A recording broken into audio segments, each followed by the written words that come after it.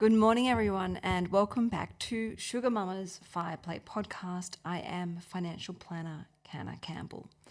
Today's podcast, or this morning's podcast, is all about Frugal February. The results are in, and I'm going to share with you how much I managed to save by being the world's biggest tight ass for 28 days, and more importantly, what I learned from doing Frugal February, because this is I believe it's the 6th year in a row of me doing this annual challenge of mine. Now, before we begin, I have a favor, and it's not a big one, I promise you, it's a little one.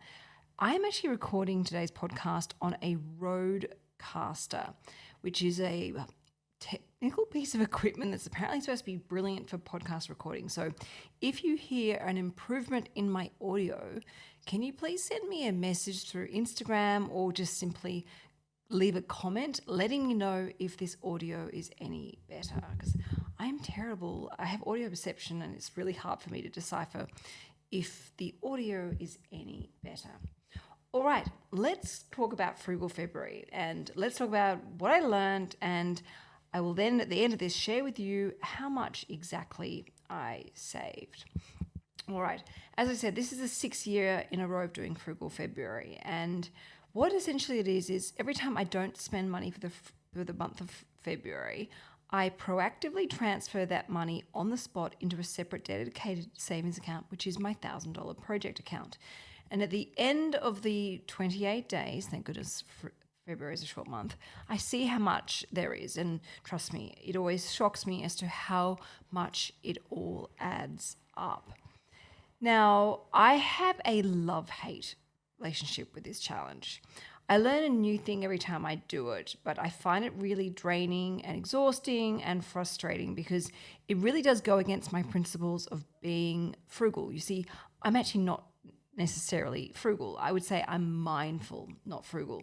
And I'm actually all about living in a space of abundance and gratitude and raising your bar and seeing what you can stretch for and reach for and earn and create and build, rather than just be tight, because I feel like frugal is an energy that's based around scarcity and desperation, and it's not really what I want to do. But however, having said that, I find Frugal February incredibly grounding. It's a reset, a financial reset. It's recalibrating, and it really brings me back down to earth again. And each time I do it, I'm humbled by doing Frugal February. So I'm going to share with you exactly what I learned, what I discovered particularly about myself this time. And surprisingly, I learned a lot. I think I probably learned the most about this round of Frugal February. All right, the first thing I learned was snacking. I learned that my snacking is out of control. I justify a $6 muffin, a $7 piece of banana bread, a $5 cookie, a $3 chocolate bar all the time. What I'll do is maybe take my lunch to work, but then I'll go and get a muffin. And in my head, I'm like, oh no, I'm fine. I'm very responsible. I took my lunch to work, or took my, I'm working from home, proactively made it at home. I can reward myself with a treat. But the truth is, I'm pulling the wool over my own eyes. I waste so much money on snacks, and I don't snack because I'm hungry. I snack for the emotional respite in my head. So much so that if I find myself in the car, and this is particularly with Frugal February, I had this burning desire to pull over in traffic and go get a muffin on the run. Now, if I'm buying, say, a $6 snack 4 times per week, which is what I would normally do, that is over $1,248 a year on muffins. And I also realized from doing Frugal February another trick that I play on myself.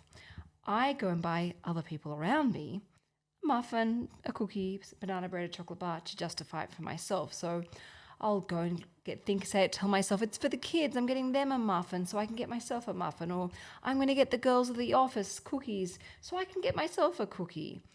I'm just really spreading my guilt, and this makes my snacking really unhealthy and particularly expensive. So for Frugal February, I stopped buying snacks and I made all my own snacks. I actually made all of my own favorite snacks. I made a whole massive batch of banana bread, and I actually threw some chocolate chips in there and some raspberries as well. And I actually saved about $40 to $50 a week on snacks. Yep, that's a lot of money. If I think about a $50 note, it's not something I like to break. And that money got to stay with me. And here's the other thing, and this is not a weight loss challenge by any means, but I lost 1.5 kilos during Frugal February.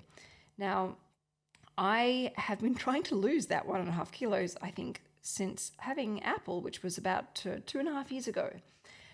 So this is a big wake-up call for me on a health level.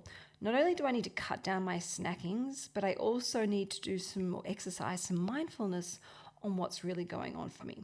Why do I need respite from what's going on in my head? Why do I feel the need to just stop what I'm trying to get done to go and snack when I've got to stop, get something to eat it, put the rubbish away or clean up after myself, and then go back to what I was doing and have to start all over again. As I said, this isn't healthy for my wallet, and it's certainly not healthy for my waistline. So going forward from doing Frugal February and cutting significantly down my snackings, I'm going to really spend some time exploring what is going on for me energetically, emotionally, intuitively, my body when it comes to this desire to break away and escape with a snack. And one thing I noticed particularly on this is by saying no to snacks and saying no to pulling over and exercising some self-control, it made me feel good. But also of greater value to me in my life is it actually gave me back some time. You see, I wasn't wasting time trying to find a parking spot or rushing to a cafe or standing in a queue waiting to be served or standing in a queue waiting to receive my banana bread or muffin. When I say no, I just keep going to my destination. So Frugal February taught me no more pit stops for snacks unless I am genuinely hungry. All right. The second thing I discovered about myself was I am time poor to the point I use it as a self-destruction.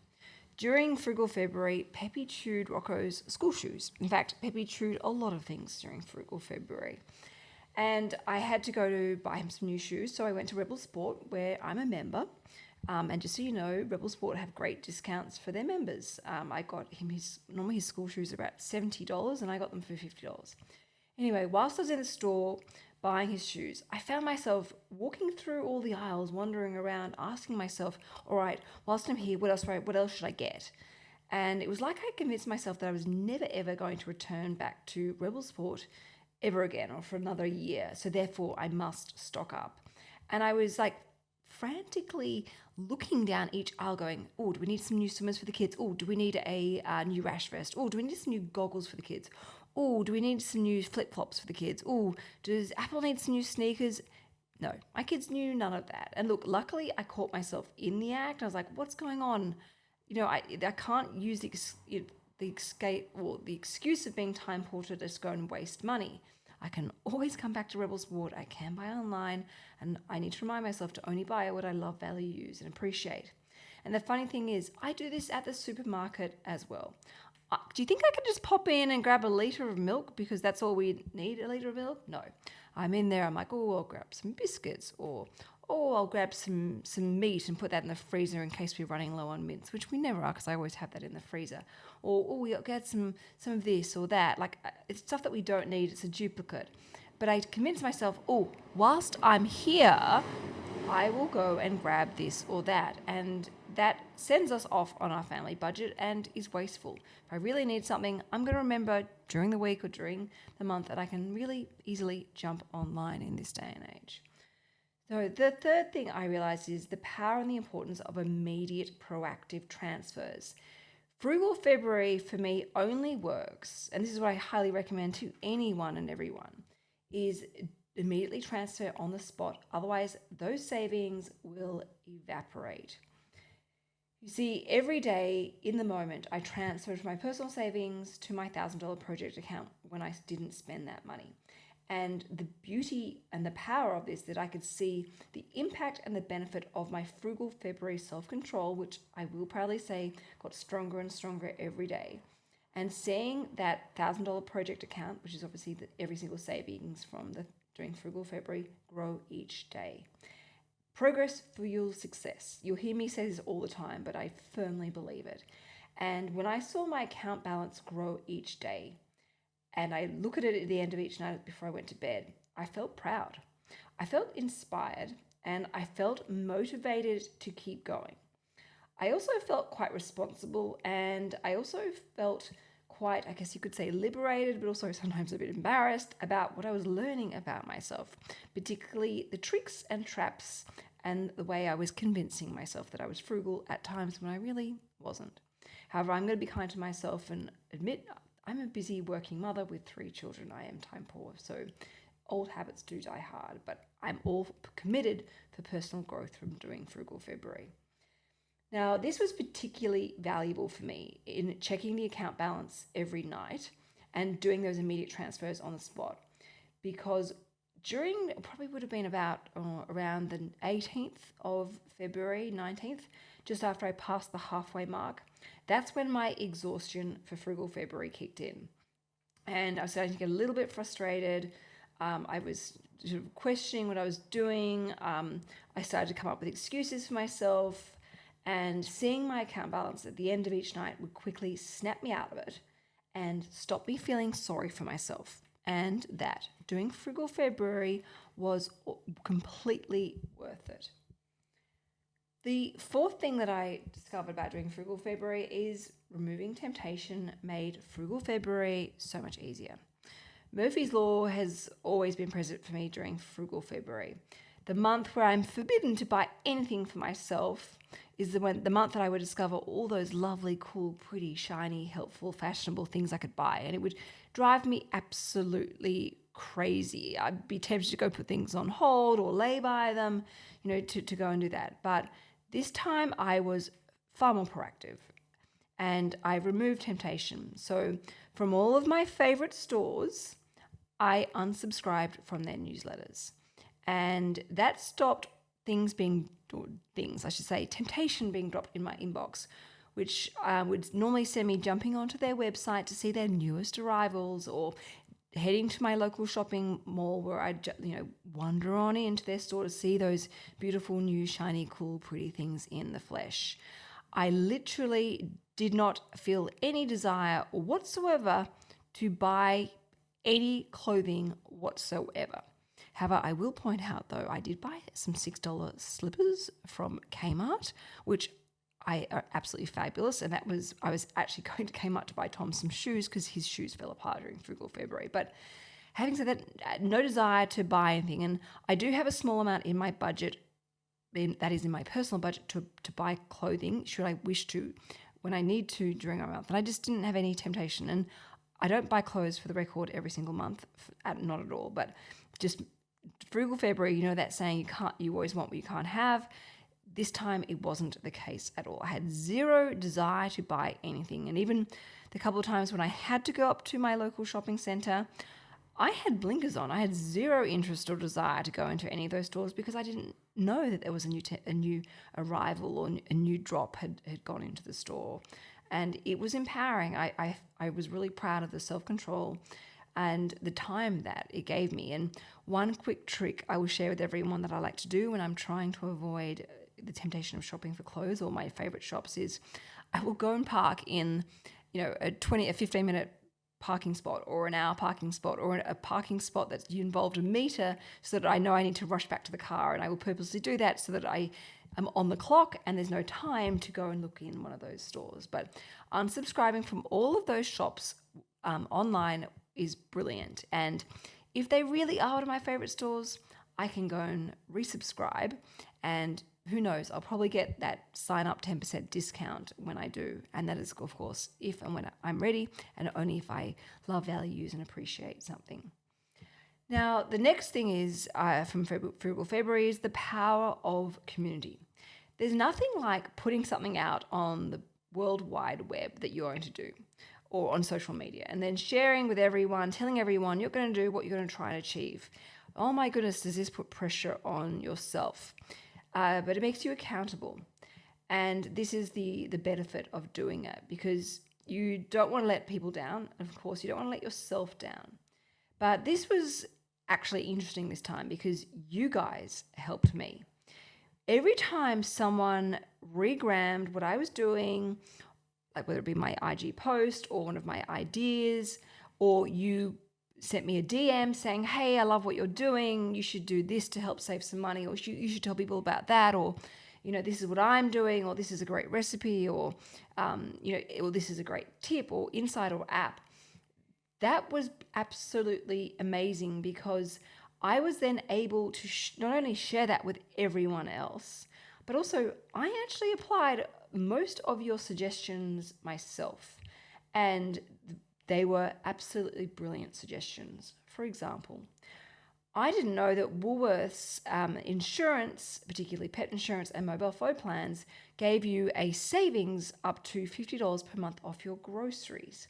However, you guys messaged me. There's a glitch in the Woolworths system, and anyone who works for Woolworths and hears this, please don't tell them about this glitch. But apparently, and don't quote me on this because I haven't tested this out for myself, but I will. The Woolworths discount that you get if you have insurance or your mobile phone plan with Woolworths, it can't tell whether you've used your monthly allowance or allowed discount, whether you've used it online or in store. So apparently you can use it twice, in that you can clip your ticket for that discount in store, and then you can, in the same month, you can clip your ticket and use that discount for your online grocery shopping. Now, if that is the case, I could potentially save if I get Peppy insured, say, for example, with their pet insurance. And this is not product advice, please know. But it means I could potentially save, $50 per month off our grocery shopping when I do one big bulk order, when I do it online, and then again in the store. So potentially up to $100 per month, which is $1,200 a year, which is insane. Look, and even if Woolworths fix that glitch, or that glitch isn't actually the case at all, still a monthly saving of our grocery bill at Woolworths of $50 per month is amazing. That's $600 a year. Thank you very much for everybody who shared that tip with me.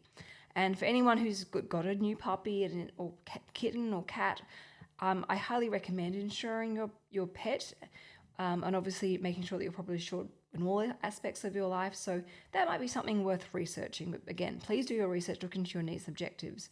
But those savings pretty much pay for itself. And for the record, both my dogs are insured. Peppy is a 6-month puppy, and she's currently insured with another insurance company, which I'm not happy with. So I'm going to look at changing her over. Giuseppe is a 9-year-old Labrador. He has obviously a pre-existing conditions. So, and he's insured with RSPCA. So I will not be changing that, because I do not want to,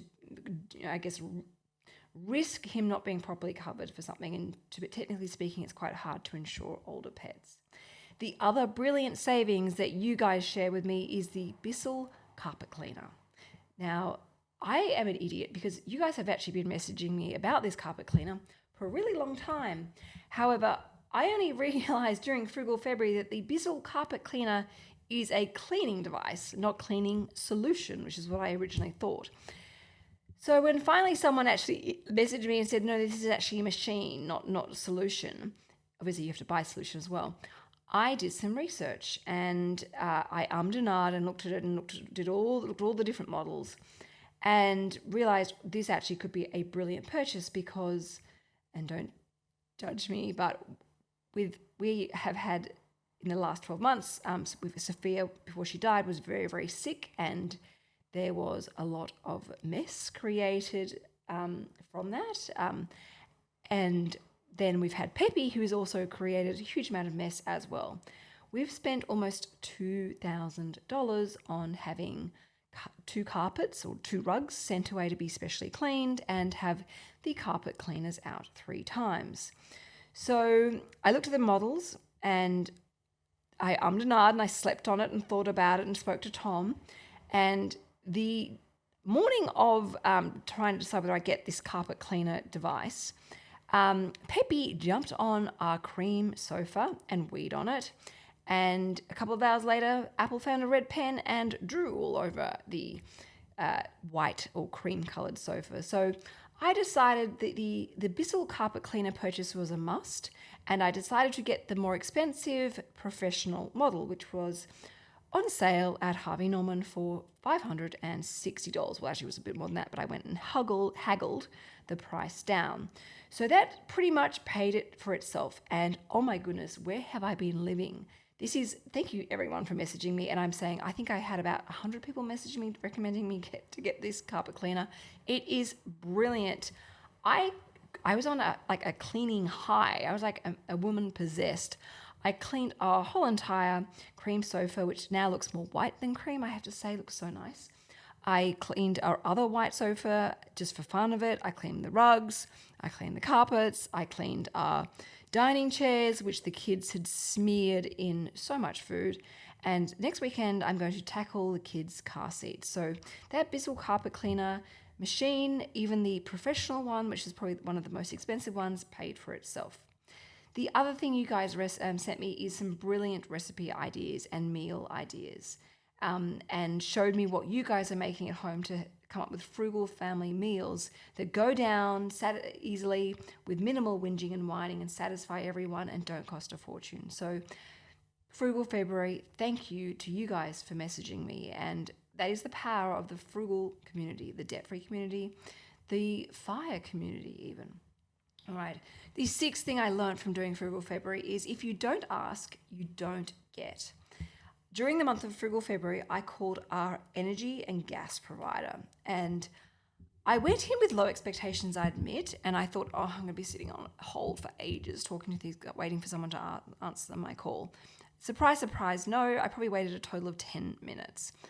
I spoke to someone about our gas bill and our electricity bill, and I was able to save $30 per month off our electricity bill, and I think about, I've wrote it down, but I don't have it in front of me because I'm recording this live, but about $40, I believe, on our gas bill.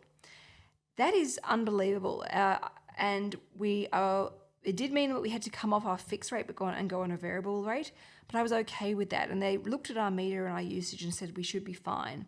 And that's a good incentive because it means I will be a lot stricter about the amount of electricity our family use and the gas. The other phone call I made is to Foxtel, and our Foxtel bill was just under $100 per month. And this is a bit naughty and a bit manipulative, I admit, but I called and said, look, I'm thinking of cancelling Foxtel. I just don't see the use of it. And to be honest, I'm not someone who watches television at all. Tom watches the sport, and the kids occasionally watch Netflix. And when I say occasionally, my kids go feral with the screen. So it's not that I don't like them watching television. They just go feral. So I've had to really cut down their screen time. Anyway, the consultant again answered the call reasonably quickly, and she was lovely. And she cut down our Foxtel bill by $48 per month. Unbelievable. And she actually said to call back again in August to see what other deals we could find for us. Now, the other hack that I recommend if you have a mortgage or an investment property is to call your bank and ask them for a better deal on your interest rate. Obviously, you need to check the fine print, especially if you're on a fixed rate, in case there are break fees. And not only do you need to compare the interest rate, you also need to compare all the fees and expenses you're paying. But if you don't ask, you don't get. And whilst I didn't call the bank this month for Frugal February because we previously had done this a couple of months ago and had a huge savings, my rule or my point here is if you don't ask, you won't get.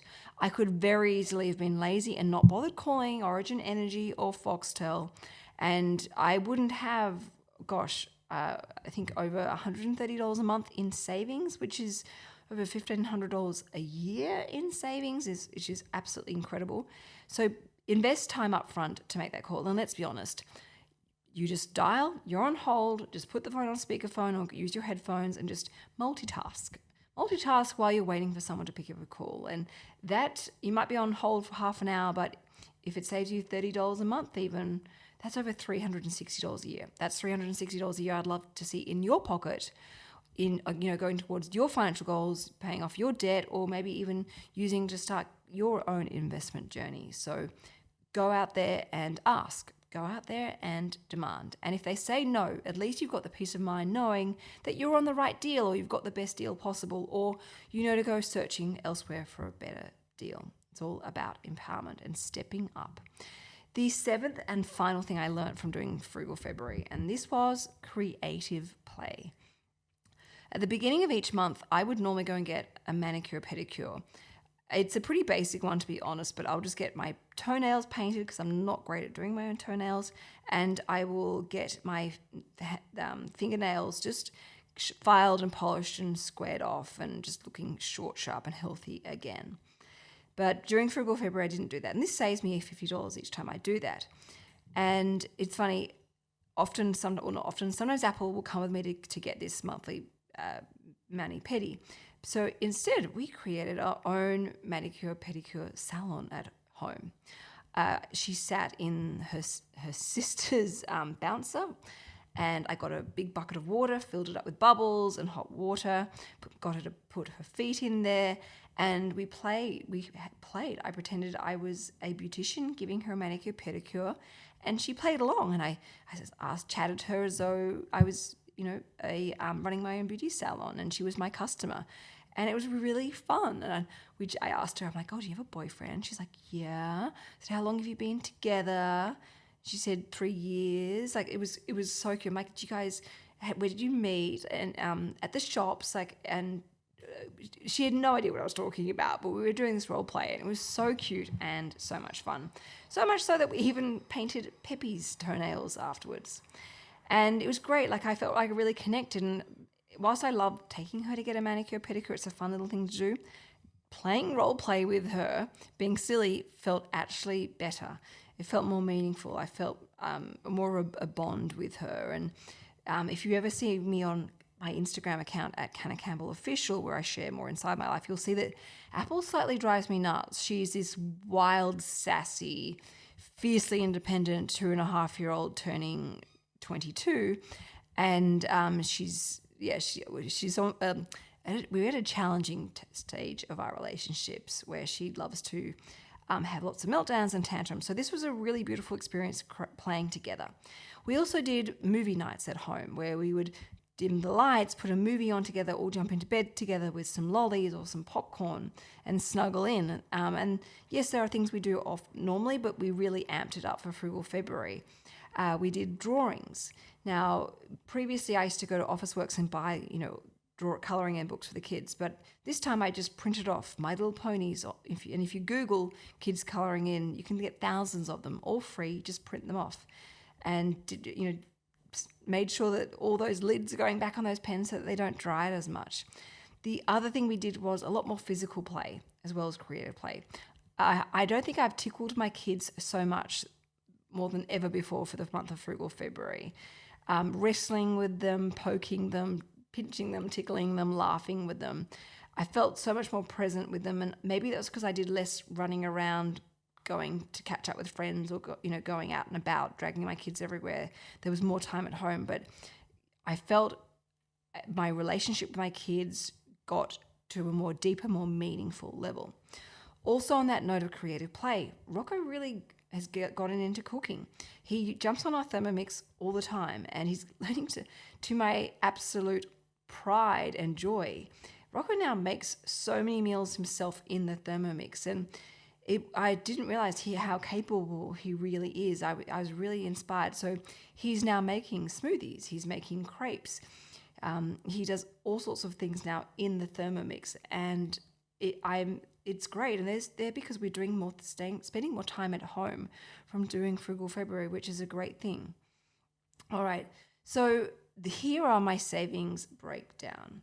Well, I saved over, I wrote it down a second ago to do it. Nope, I didn't write it down. I thought I did, so I'm recording this live. I saved over $1,500 by doing Frugal February. $1,500. Now, I will admit that $580 of that came from selling some clothes. On my Canna Campbell Official account, I did a bit of a clean out, and I had a huge amount of people messaging saying, look, if you're getting rid of that, I'll buy it from you. And I admit that that's not necessarily frugal. That's probably more manifesting March actions. But what this shows you is the power of a hustle when you combine it with being frugal. So initially I was a bit worried about adding this in, but no. being frugal, this is my Frugal February, I'm going to include it.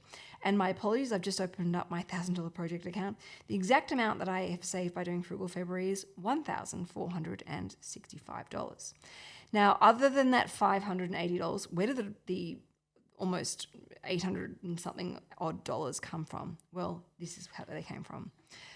I took my lunch to work or ate my lunch at home because I'm working from home a lot. Pretty much every single day. I allocate $20 per day for groceries, for my lunch, for coffees, for my dry cleanings. If I want to go out for dinner with a friend during the week, that's my kind of Monday to Friday, almost you could call it sanity money. So I saved as much as I possibly can during that time. And of course, there were times where I may have bought a sneaky muffin. I think I probably bought one muffin for the whole entire month, to be honest. Or I had to go pick up my dry cleaning that was $70. So it's not like I saved, all of that money, but oh my goodness, a good chunk of those savings came from pre-packing my own lunch the night before or pre-making it, whether it be eating up the bits in my fridge, whether it be cooking some extra food or eating slightly less for dinner to have some for lunch the next day. That is where a huge amount of my money, of the savings, actually came. The other thing I did was, during the month of February, I had to get my office professionally cleaned. And my office is a very small office. It was actually empty at the time, so it was a very quick, easy cleaning job. And I put a job on Airtasker. And it was $100, and I'm not kidding, it was a 1 hour job just to clean an office. And I thought that was quite generous, $100. I had so many people saying they'll take the job, but only for $150.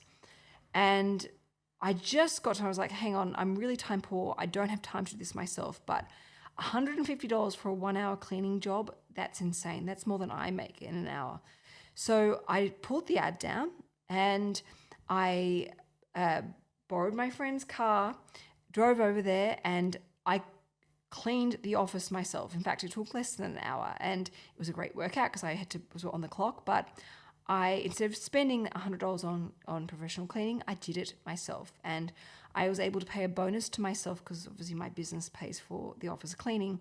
So I paid $50 to the ATO to be safe and $50 to myself as a bonus. And I was able to put that towards the my $1,000 Project Frugal February account. But I would normally just go, no, I'm time poor.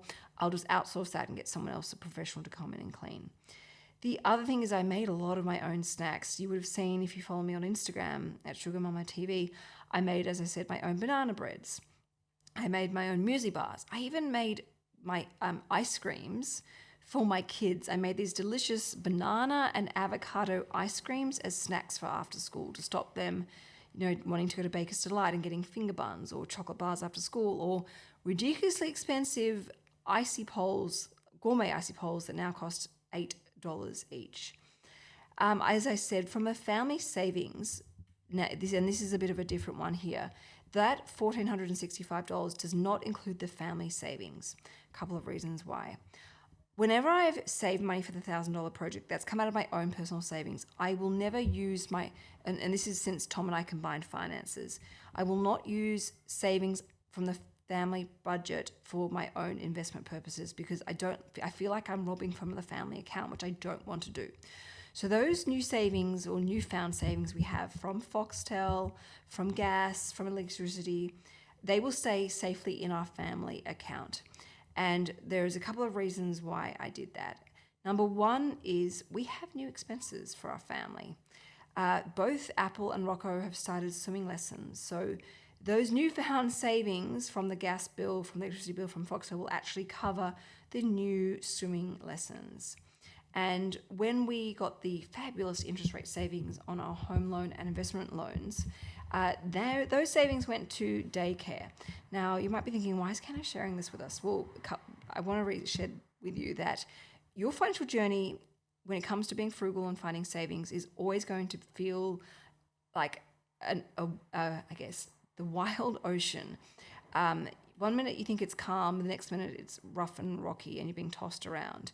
It's 2 steps forward, 1 step back. We got an amazing saving off our interest rate on our home loan and investment loans. And it was great for a couple of months until we got Apple into daycare.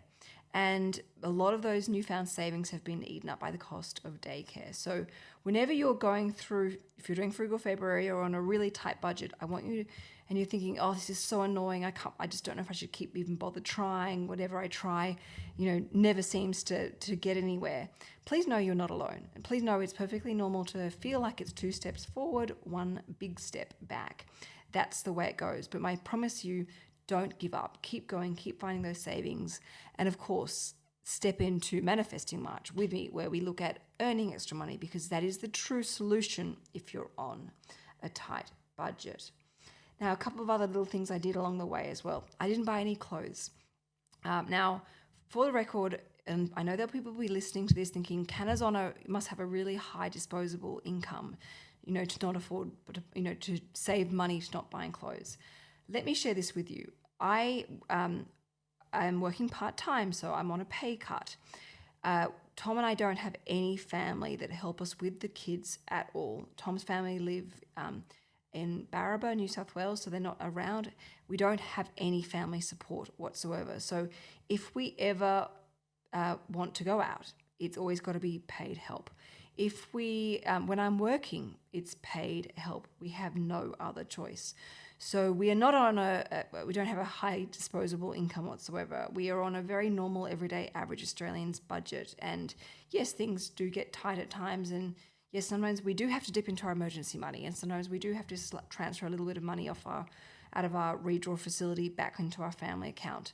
But that's the way it goes. And that's why we're grateful for having emergency money. And that's why we keep things fluid. And we always have an open communication between Tom and I. So please don't think, I've saved all this money because I have a huge budget and money's not a problem, and I can afford to spend all this money, so saving is really very, very easy. That is not the case at all. And we hemorrhage a huge amount of money on childcare, which you would imagine most families do when you've got 3 children and not the normal traditional family support that a lot of families do have. Other things I did as well was washing and cleaning my car. Actually, I will discuss. I didn't get a chance to wash it, but I cleaned it, and oh my god, was it a workout! I was like dripping in sweat. But I'll tell you what, vacuuming your car, listening to the sound of all that dirt go up the vacuum cleaner was so rewarding, and that saved me $35 because I'd normally justify throwing money at the problem and multitasking, and maybe when I was at my shopping centre, pull into this Crystal Car Wash or the Star Car Wash Cafe and getting it professionally vacuumed there for $35. No, I did it myself and I enjoyed it. And I got wipes out and wiped down the dashboard with all the dust. It was so satisfying, and definitely those savings added up. Now, to be honest with you, I would have actually hit that $1,500 mark and exceeded it. But for Sunday night, I actually decided to, I cracked it basically. I was tired. I was over cooking in bulk. I was over making snacks all the time. It was the end of the month and I just cracked it. I have been spending most of my weekends at home with the kids, which is great, but I was starting to just feel a little bit run down, and I guess you could say my cup was empty, and I snapped. And I said to Tom, you know what, Tom, I can't be bothered to cook dinner tonight. I just don't feel like I've been doing it all month. I need a break. And I'm tired, and these kids need to be fed quickly, so why don't we just go for a walk with the dogs, and we'll go and grab a dinner around the corner at one of our local restaurants. And he said, yep, no problem. Now, I'm kicking myself for doing this because the food was nice, don't get me wrong, and I had a glass of wine, but the bill came to $95. And this is, I'm not writing off any restaurants or cafes because I know how hard and tough you guys have done it, but I was annoyed at myself. This is nothing to do with the cafe or restaurant, and I will always wholeheartedly support and share my favorite restaurants and cafes and when I try somewhere new, because I think that's really important. But I walked away. We had a glass of wine. I had a glass of wine. Apple had a pink lemonade. She had a bowl of hot chips. Yes, I know, very unhealthy dinner for Apple. Tom and I had a bowl of pasta each, and it came to $95. And I'm like, oh my goodness, that's a lot of money. And I would have much preferred that to have been in my Frugal February count. And I walked home annoyed at myself because I walked home, I felt heavy. I didn't eat what I would have normally eaten, which is a far healthier home-cooked meal. And look, I was beating myself up, and I was talking to Tom as I was walking home, going, why do we do that? It was $95. It was such a waste of money. And he said, look, we're tired, we run down, you're a bit burnt out from doing Frugal February. It was a quick, easy solution. We got to multitask, and the dogs got to go for a walk and come with us. We got to sit down as a family in a cafe. We got to support our local community, which again is something very, very important to me and Tom. And he said, he reminded me about being kind to yourself, and look how far and how much I've managed to save during the month of Frugal February. So whilst I'm annoyed at myself, I'm going to be kind to myself. And being kind to myself is something I've learned from doing Frugal February previously.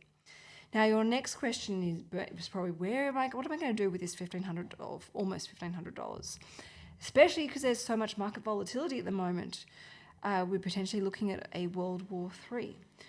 And my answer to your question is yes, I'm still going to invest it. I'll be investing it into a listed investment company because that money will be diversified across 80, if not more different companies. The reason why I like listed investment companies is I'm outsourcing all those confusing, overwhelming, technical questions, investment decisions that comes from picking your own investments. And whilst I do own individual stocks, such as banks, airlines, supermarkets, transportation companies, utilities, pharmaceutical companies, retail, I have a heavy bias towards listed investment companies and exchange traded funds because having this diversification takes out the volatility. It helps smooth it off. And because I'm a long-term investor, I don't care about the volatility of the market. Obviously, I care about what's going in the world, especially in the Ukraine, immensely. I think I've been glued to the news for most of the day today, with my heart just breaking every time I see new footage or footage on repeat. But it is going to be invested. I'm a long-term investor. When there is market volatility, it doesn't frighten me because I know that history repeats itself. I know that often when there are times of high levels of market volatility, this can be a brilliant buying opportunity for me to be able to buy the same quality investment at a discount. And as you will know that quite often from reading Mindful Money and from the $1,000 Project, it is uncommon for companies to cut their dividends or pause their dividends. Most companies like smooth, consistent dividends. So not only am I buying an asset at a discount, I'm buying that asset at a discount and buying the same income stream. So it's only going to, every time I invest that money, I will obviously increase my growing Mindful Money number. That is my passive income, and get one step closer to achieving my Mindful Money goal. Now, to wrap things up, did I love doing Frugal February? Well, I'm feeling a bit flat and annoyed at myself, to be honest, for splurging on that dinner. But I did love doing Frugal February because it reconnected me with so many important elements of my life. It recalibrated me, it grounded me. I found myself using less. I found myself reducing a lot of waste. I also found myself using up all the bits. For example, like bottles of shampoo and conditioner, making sure we used all of them up so nothing went to waste. And I've been creating so much more space in all my cupboards because I'm using things consciously. And it's amazing how many half-used bottles and lotions and potions we can have going at the same time. I also reconnect with my love of minimalism. As I mentioned, I decluttered some of my wardrobe, and I will be, for the month of Manifesting March, decluttering again. I reconnected with my love of minimalism, seeing, as I said, that space in my wardrobe, seeing that space in my drawers, seeing how much easier it is to keep things organized and tidy, how much easier and smoother I glide through my day when I have less stuff around me, how much I value simplicity in my life. And these are things that give me more energy, more money, and most importantly, more time that I can use with the people I love to deepen those bonds, to deepen those connections. Now, will I do Frugal February again? You better believe I will. I love it. It does. Doing Frugal February is important to me on many different levels. And I never think I'm going to learn something new, and it never ceases to amaze me. I do. I learn more about Frugal February. I learn more about being frugal, and I learn more about myself. And all of my financial stuff, yes, it's all about investing. It's about paying off debt. It's about building savings and being more mindful with your money. It's also about your own personal growth and journey and your own development. and learning to live a life with more authenticity and a more, I guess, high vibration, a higher value system of life, a higher appreciation of life. But I will say what I will be doing through 2022 is using this experience of Frugal February to do more short bursts of frugalness. I'm going to be doing throughout the year spontaneously, or when you guys inspire me, because I know a lot of people do this, is 10-day no spend challenges or 10-day frugal challenges. I'll be doing those, when I feel ready and when I feel energetically inspired, and when I have a particular financial goal that I really want to achieve. I'm going to put myself on some 10-day challenges, and I'll do this more aggressively, as I said, but for shorter stints. And I will admit, whilst frugality for me is exhausting, because it goes against my value systems of being mindful more and focusing on abundance, because, as I always like to admit, what you appreciate appreciates. And I'm all about knowing the cost of your own time. And I'm about to wrap this podcast up, I promise you, but when you do invest your time in the right type of way, you do get a lot more back. So I think it's incredibly important from doing Frugal February is you understand where you need to be frugal and where that return on your investment, both financially and also for the investment of time. All right. Now, this now brings me to the conclusion of this podcast and a reminder that I'm going to be doing Manifesting March. Now, I will be sharing what Manifesting March is all about on my Instagram account. So I really hope that you're ready. I really hope that you're excited, because this is where magic happens. It's where we practice on a daily basis the gratitude. We do role plays in our head. We use positive affirmations. We use positive, uplifting language in the way we talk about money. We talk about our relationship with money, and we talk about our future with money. We learn to be at peace with money. We learn from our mistakes. We learn to sit with money. We learn to be open to the flow of money. And this is where serious magic happens. So please make sure you are following me on my Instagram account if you are ready to be part of this journey. And next week, I'm going to be sharing with you a very, very powerful special podcast where I'm going to be giving you money affirmations for you to play and listen to every day for the month of March. And we will see what you and I can manifest together for this incredible challenge. All right, everyone. Thank you so much for listening. I would greatly appreciate it if you can let me know how much you saved from doing Frugal February by putting it on your social media and tagging @SugarMamaTV and #FrugalFebruary. I will then go and share it back with the community so that we can continue to inspire, motivate, and uplift everyone around us to take their financial future more seriously and wake up and realize how powerful and capable we all are. All right, everyone. Thank you for listening, and a quick reminder to please let me know what you think about the audio on this podcast. Ciao for now.